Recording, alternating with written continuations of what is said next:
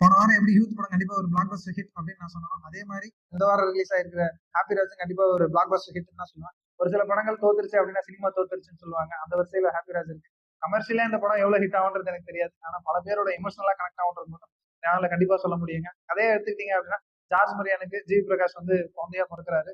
தன்னோட பையனை பெருமையா நினைச்சாலையும் ஜிவி பிரகாஷ் வந்து தன்னோட அப்பாவோட பாசமா ஃபர்ஸ்ட் ஸ்டார்டிங்ல இருந்தாலும் வளர வளர அவரோட உருவத்தை பார்த்து நேரத்தை பார்த்தோம் கொஞ்சம் கொஞ்சமா விலகி போறாரு, இன்ஃபீரியரா ஃபீல் பண்றாரு. இவர் கூட இருந்தா நமக்கு லவ்வே செட் ஆகுதுன்னு சொல்லிட்டு பெங்களூருக்கு வேலைக்கு போறாரு. அங்க ஒரு லவ் செட் ஆயிடுது. அந்த பொண்ணோட அப்பதான் வந்து அப்பாஸ்.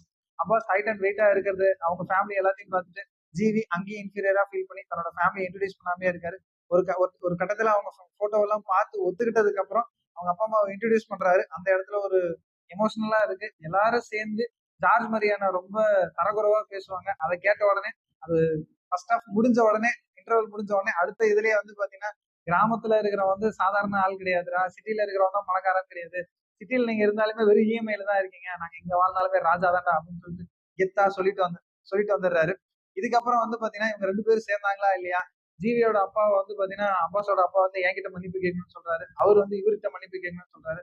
இந்த ரெண்டு பேர்ல யார் வந்து யாருக்காக யார்கிட்ட மன்னிப்பு கேட்டாங்க அப்படின்றதுதான் மொத்த கதையுமேங்க. ஃபர்ஸ்ட் ஹாஃப் செகண்ட் ஹாஃப்னு எடுத்துக்கிட்டீங்க அப்படின்னா எனக்கு ஃபர்ஸ்ட் ஹாஃப் வந்து பாத்தீங்கன்னா கொஞ்சம் காமெடியா போனாலும் செகண்ட் ஹாஃப் எனக்கு ரொம்ப ரொம்ப பிடிச்சிருந்துச்சு. படத்தோட ஹீரோ வேணா ஜிவியா இருக்கலாம், ஆனா எனக்கு பிடிச்ச கேரக்டர் வந்து பாத்தீங்கன்னா ஜார்ஜ் மரியான். ஜிவியை சொல்லியே ஆகணுங்க, மத்தவன் படத்தையே நான் வந்து விட்டுற மாட்டேன், என் படத்தை நான் விட்டுருவேனாடா அப்படின்ற மாதிரி மியூசிக்ல ஃபுல்லா பட்டைய கிளப்பியிருக்காருன்னு தான் சொல்ல முடியும். ஒவ்வொரு இடத்துலயும் ஸ்பெசிபிக்கா சொல்லணும் அப்படின்னா ஜார்ஜ் மரியானுக்கு வந்த சாங்ஸ் எல்லாமே எனக்கு ரொம்ப பிடிச்சிருந்துச்சுன்னு நான் சொல்லுவேங்க.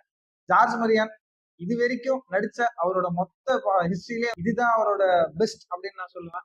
ஜிவிக்கு எவ்வளவு ஸ்பேஸ் இருந்துச்சோ அதே லெவலுக்கு வந்து பாத்தீங்கன்னா ஜார்ஜ் மரியானுக்கும் ஸ்பேஸ் இருந்துச்சு. ஒரு கட்டத்துல நான் வேணா உனக்கு அசிங்கமா இருக்கலாம்ப்பா, ஆனா நீ வந்து எனக்கு எப்பயுமே ஒரு பெருமை தான், உனக்காக நான் வந்து மத்தவங்க கிட்ட போய் மன்னிப்பு கேட்கறதோ காலில் விழுறதா எனக்கு பெரிய விஷயம் இல்லடா அப்படின்னு சொல்லி நிக்கிறதா இருக்கட்டும் சரி.